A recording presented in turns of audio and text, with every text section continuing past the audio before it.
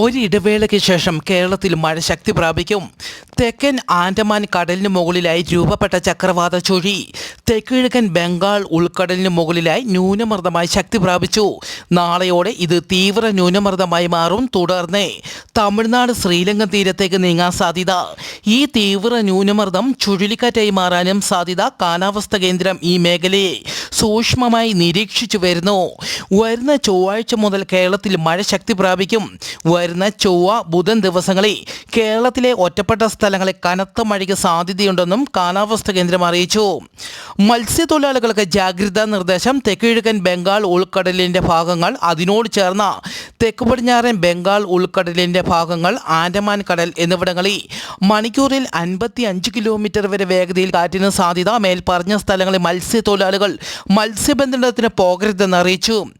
Bert കൊടുങ്കാറ്റിനെ തുടർന്ന് ബ്രിട്ടനിലും അയർലൻഡിലും സ്കോട്ട്ലാൻഡിലും കനത്ത മഴയും മഞ്ഞുവീഴ്ചയും. 1,00,000-ലധികം വീടുകളിൽ വൈദ്യുതി തടസ്സപ്പെട്ടു. വിമാന സർവീസുകളെല്ലാം നിർത്തിവെച്ചു.